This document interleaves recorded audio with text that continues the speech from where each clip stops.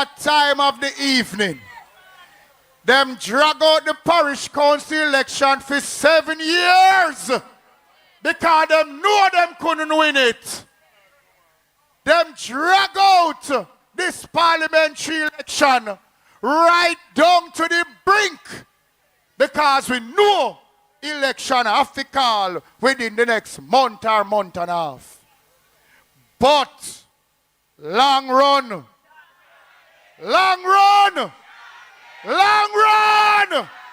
time come for your next Prime Minister, Mark Jefferson Golden. Stand digga digga ding dang digga digga ding dang digga digga ding dang dang. Marky G, I know you a champion. Everybody wave on the right hand. Put up your fist, hey! Marky G, we don't know, so none of them not like me. See them all hype up, but that still not spite me. Holding a cut and got you because I love in our heart. And none of them can. Hey, Marky G, we don't know, so none of them not like me. Pull up.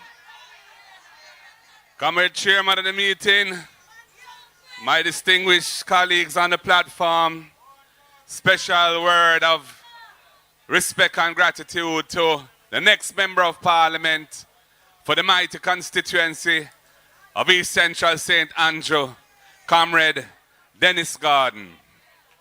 I have to big up the Mayor, of course. Still here, yes, Comrade Swaby. Comrades, I also want to acknowledge, though not present, the Member of Parliament, Dr. Peter Phillips, former party leader, former leader of the opposition. And Dennis has indicated the history of leadership in this constituency, going back to the founder, the founding president of our party, of our movement, the Right Excellent Norman Washington Manley. So he's standing on the shoulders of giants, but he has indicated tonight some of his plans and commitments to uplifting the people of this constituency. And I know that Dennis is not a man of loose words. He is not a man who is showing off or bragging. He's a man who speaks with a serious intent, and I know he says, you are in good hands with Dennis. Comrades, we are nearing the end of this current government. I know that it has been a long haul since September 2020. We're almost at the end of the 5 years. And boy, many of us had assumed they would have called it months ago. But obviously they don't have any confidence that they can deliver. So they are trying to delay and drag it out as long as they can, hoping that things will change. But the people of Jamaica want to see the back of this government. They want to see the back of the Andrew Holness regime. And they know that time come for the united and strong People's National Party to step up and come back into government to lead the country forward. Our record speaks for itself. When you look at all the critical institutions that have been built in this country to develop the people and to develop the society, you see the imprints of the People's National Party. From the National Housing Trust, through to the National Health Fund, through to the Drugs for the Elderly program, through to the PATH program, and so much more. It is the People's National Party that has delivered those institutions for the people of this country. If you look at the last almost 10 years of government under the Jamaica Labour Party, you don't see any institutions of development having been built. They haven't even built one new school in the country. And the economy has not grown. The growth of this economy has been anemic. It has been mediocre. And of course, the Prime Minister himself has to carry the weight of that responsibility for failure because he is the Minister of Economic Growth and Job Creation.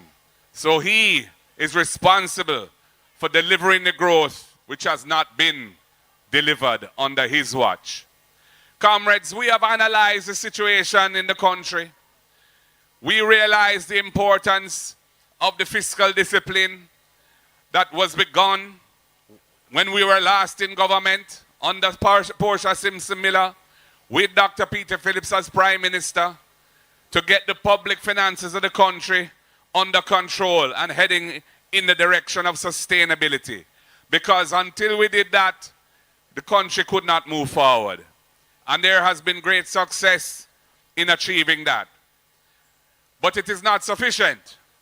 The people of Jamaica want so much more.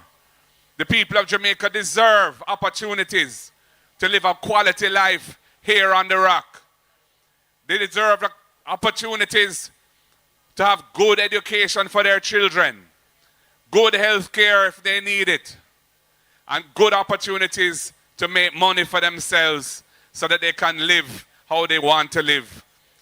And nothing is happening under the JLP that suggests that that will become a reality if they remain in government. You've heard from Comrade Julian Robinson tonight some of the plans that we will be putting into action when we form government. Plans in education, the First in Family scholarship program to eliminate intergenerational poverty by ensuring that if you are the first in your family to ever have gone to university and you qualify and get accepted in university or any tertiary institution, the PNP government will pay your tuition, giving you a full scholarship so that you can become a fully educated person and can uplift your family and make sure that the next generation is better off than the generation from which you come. We will be providing meals in schools, primary and secondary school for all children who need it. We see the data. 55% of Jamaicans are in moderate to severe food insecurity, meaning that they're not eating right or they're not eating enough to be healthy. And that is why what Dennis is doing at Jack Den is so critical, because the system is right and we're producing a lot of people who need those services and the costs are prohibitive. And in the public health system, which has been denuded by this government, they're not able to access the health care they need. We have to fix all of these things, comrades. Comrades, one of the most important aspects of why there needs to be a change is in the governance of the country itself. Jamaica have lost all confidence in the ethical and moral foundation of this government. They have been seen to be ripping and running off nepotism, cronyism, so many scandals, and the very institution that is tasked with ensuring accountability and probity in the public affairs of the country, they're trying to dismantle it. They're trying to dismantle the FID as well as the Integrity Commission by appointing persons who are not qualified and persons who have a clear conflict of interest and should not even be putting themselves forward for the position. And comrades, somebody sent me something tonight which I want to share with you because I thought it was quite significant. I'm going to read it. Happy Father's Day, comrade leader. I had a very interesting discussion with a friend of mine who is 81. He has voted for the Jamaica Labour Party for 4 decades. And his view is that not only is the JLP corrupt, but democracy is at stake. I am not voting for either the PNP nor the JLP. I am voting for Jamaica, and therefore I will vote for the PNP. So this JLP supporter is saying if he is going to choose Jamaica, and he intends to choose Jamaica, he'll choose Jamaica by voting for the People's National Party. And I say to all well-thinking Jamaicans, whether you are the PNP, JLP or no P, all well-thinking Jamaicans, we cannot afford to have our democracy dismantled by this government because they are running scared. They know the wrongs they have committed and they want to ensure that they are never held accountable for it.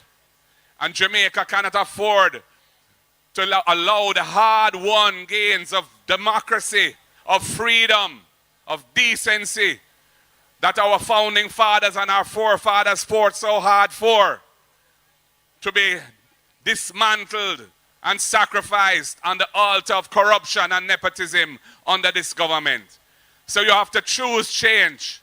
You have to choose a government that will put the people first and will ensure that the resources that are for the people are used only for the people and not for themselves and their friends. That will protect the institutions of accountability in the country, will not interfere with them, and will ensure they're adequately resourced and further strengthen them. The Integrity Commission is a case in point. I was the person who brought the Integrity Commission legislation to Parliament. I was the person who put together the panel of experts that developed the legislation based on International Crime Management and Oversight Committee, that there would be legislation. The people must put them aside now and give Jamaica a chance to breathe. Let us exhale. Choose Jamaica by choosing the People's National Party, because we are the party for the people. We are the party for Jamaica. We have always chosen Jamaica, and we will always choose Jamaica. So, comrades, everywhere I go across this nation, I feel the vibes and the spirit and the energy on the ground. It is true that the JLP, being in government, they are fast-tracking everything to try and give a good impression. So they're cutting ribbon here and cutting ribbon there and turning soil here and turning on tap there. And half the time, when you check a stock, the projects are not even ready to be delivered to the people. But they're trying to deceive the people that things are happening. Even the road projects, we're seeing poor quality work being done in various places. And after 9 years of completely ignoring the need to maintain the road network, they see the election coming and they see how upset people are. So they're trying to reach and they're trying to spark. But them can't reach and it not spark because the people have had enough of them and want a change. So, comrades, I know that the people are ready. Everywhere I go, I feel the love of the people. I feel the hope of the people. I see the people's strong desire for change. So we just have to do what we have to do as political activists on the ground. Ensure that we complete our canvas. Ensure that we take our message of hope to the people so that they know why they should be voting for the People's National Party and why they need to vote out the JLP. We have a positive message and they have a negative track record. And the two things are sufficient to ensure the victory will be ours. So, comrades, be of strong heart. Be of strong spirit. Don't be afraid. And they will come with everything. We know what they will come with. They will try to buy what shouldn't be bought. They will try to intimidate. They will try whatever they can because they are desperate to stay in power. But the people of Jamaica are tired of them, thank you. Tired of them. The people of Jamaica want Jamaica to move forward in a positive direction. So that is why we are marching on to progress. We are marching on to progress, comrades. And I must say to you, whenever they call it, we will be ready. We are ready now. Call it, Andrew. Call it, Andrew. Call it, Andrew. And make us see how it goes. Comrades, I feel the vibes. You are ready. We are ready. The people are ready. One love, comrades. God bless you all. The word is love.